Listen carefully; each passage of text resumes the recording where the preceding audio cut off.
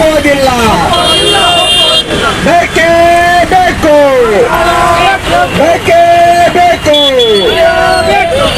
SID ಸಂಖ್ಯೆಯನ್ನು ಒಪ್ಪೋದಿಲ್ಲ, ಒಪ್ಪೋದಿಲ್ಲ. ಸಮರ್ಪಕವಾಗಿ ರಸಗೊಬ್ಬರ ಬೀಜ ಪೂರೈಸಲು ಆಗ್ರಹಿಸಿ ಜಿಲ್ಲಾಧಿಕಾರಿ ಕಚೇರಿ ಬಳಿ AIKKMS ರೈತ ಸಂಘಟನೆ ವತಿಯಿಂದ ಪ್ರತಿಭಟನೆ ಮಾಡಿ ಅಧಿಕಾರಿಗಳಿಗೆ ಮನವಿ ಪತ್ರ ಸಲ್ಲಿಸಲಾಯಿತು.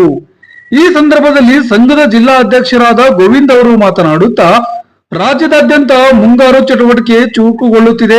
ಮುಂಗಾರು ಪ್ರಾರಂಭವಾಗುತ್ತಿದ್ದಂತೆ ರೈತರು ಹಬ್ಬದ ತಯಾರಿಯಂತೆ ಭೂಮಿಯನ್ನು ಹದಗೊಳಿಸುವುದು, ಬೀಜ ಗೊಬ್ಬರ ಸೇಕರಿಸಿಕೊಳ್ಳುವುದು, ಯಂತ್ರೋಪಕರಣಗಳನ್ನು ತಯಾರಿ ಮಾಡುವುದು, ಒಟ್ಟಾರೆಯಾಗಿ ಯುದ್ಧೋಪಾದಿಯಲ್ಲಿ ಮನೆ ಮಂದಿ ಎಲ್ಲ ಕ್ರಿಯಾಶೀಲರಾಗುತ್ತಾರೆ.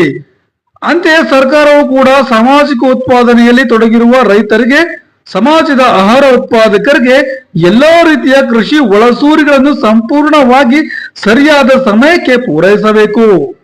ಆದರೆ ಪ್ರತಿ ಬಾರಿಯಂತೆ ಈ ಬಾರಿಯೂ ಬೀಜ ರಸಗೊಬ್ಬರವನ್ನು ಪಡೆಯಲು ರೈತ ಸಮುದಾಯ ಹರಸಾಹಸ ಪಡುತ್ತಿದ್ದಾರೆ.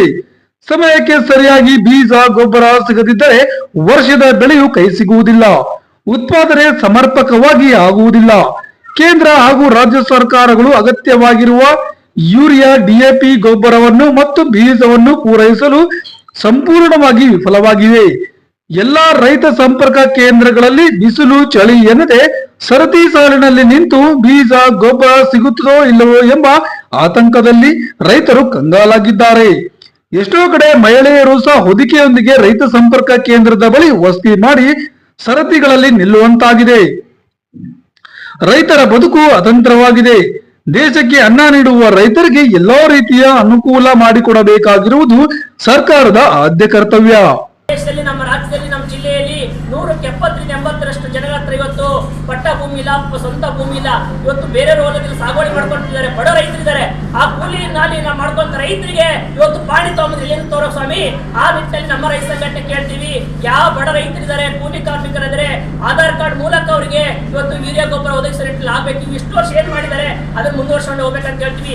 ಈ ರೀತಿ ಎಕರಿಗೆ ಒಂದೇ ಚೀಲ ಕೊಡ್ತೀವಿ ಅಂದ್ರೆ ಇದು ಅನ್ಯಾಯ ಆಗುತ್ತೆ ಅಂತ ನಾವು ಖಂಡಿಸ್ತಾ ಇದ್ವಿ. ಅದೇ ರೀತಿ ಇವತ್ತು ಒಂದು ಯೂರಿಯಾ ಬೇಕಾದ್ರೆ ಇನ್ನೊಂದು ಲಿಂಕ್ ಮಾಡ್ಬೇಕಂತ ಹೇಳ್ತಾರೆ. ಆ ನಿಟ್ಟಿನಲ್ಲಿ ಇವತ್ತು ನಮ್ಮ ಸಂಘಟನೆಯಿಂದ ಕೇಳೋದಂದ್ರೆ ಇವತ್ತು ಲಿಂಕ್ ಮಾಡಬಾರ್ದು. ನಮಗೆ ಯೂರಿಯಾ ಬೇಕು, ಯೂರಿಯಾ ಕೊಡ್ಬೇಕು, ಗೊಬ್ಬರ ಬೇಕು, ಗೊಬ್ಬರ ಕೊಡ್ಬೇಕು. ಇವತ್ತು ರೈತರಿಗೆ ಇವತ್ತು ಗಾಯದ ಮೇಲೆ ಬರೆ ಹಿಡಿದ ತರ ಆಗ್ತಾ ಇದೆ. ಯಾಕಂದ್ರೆ ಇವತ್ತು ರೈತರ ಬೆಳೆ ರೇಟ್ ಸಿಗ್ತಾ ಇಲ್ಲ. ಇವತ್ತು ಹಲವಾರು ತೊಂದರೆಯಿಂದ ರೈತರು ಕಷ್ಟದಲ್ಲಿದ್ದಾರೆ. ಇವತ್ತು ಇದ್ದ ಹೆಸರಿನಲ್ಲಿ ಇವತ್ತು ಏನು ಡೀಸೆಲ್ ರೇಟ್ ಜಾಸ್ತಿ ಹೆಸರಿನಲ್ಲಿ ಇವತ್ತು ಗೊಬ್ಬರ ಯೂರಿಯಾ ಜಾಸ್ತಿ ರೇಟ್ ಮಾಡಿದ್ದಾರೆ.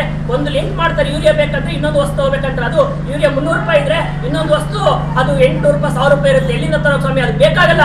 ಹೊಲಕ್ಕೆ ಬೇಕಿಲ್ಲದ ವಸ್ತುನ ಯಾಕೆ 800 ರೂಪಾಯಿ 1000 ರೂಪಾಯಿ ಕೊಡ್ಬೇಕು, ತಗೊಂಡ್ಬರ್ಬೇಕು? ನಮ್ಗೆ ಯೂರಿಯಾ ಬೇಕು, ಯೂರಿಯಾ ಕೊಡ್ಬೇಕು, ಗೊಬ್ಬರ ಕೊಡ್ಬೇಕು, ಗೊಬ್ಬರ ಕೊಡ್ಬೇಕು, ಬೀಜ ಬೇಕು, ಬೀಜ ಯಾವ್ದು ರೈತರು ಕೇಳ್ತಾರೆ ಅದನ್ನು ಕೊಡ್ಬೇಕು ಹೊರತು ಅದನ್ನ ಬಿಟ್ಟು ಬೇರೆ ಲಿಂಕ್ ಮಾಡಬಾರ್ದು ಅಂತ ನಮ್ಮ ಸಂಘಟನೆಯಿಂದ ಹೋರಾಟ ಮಾಡ್ತೀವಿ.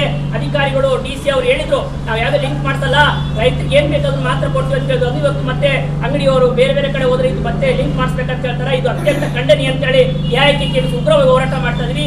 ಈ ದಿನ ಸಾಂಕೇತಿಕ ಪ್ರತಿಭಟನೆ ಮಾಡಿವಿ. ಇವತ್ತು ಅಧಿಕಾರಿಗಳು DC ಅವರು ಇದಕ್ಕೆ ಸರಿಯಾದ ಕ್ರಮ ತಗೊಂಡಿದ್ರೆ, ರೈತರ ಪರ ನಿರ್ಧಾರ ಮಾಡಿದ್ರೆ ದೊಡ್ಡ ಮಟ್ಟದ ಹೋರಾಟಕ್ಕೆ ನಾವು ಮುಂದಾಗ್ತೀವಿ ಅಂತ ಹೇಳಿ ಹೇಳಕ್ ಇಷ್ಟಪಡ್ತಾರೆ. AIKKMS ಜಿಲ್ಲಾಧ್ಯಕ್ಷ ಗೋವಿಂದ್.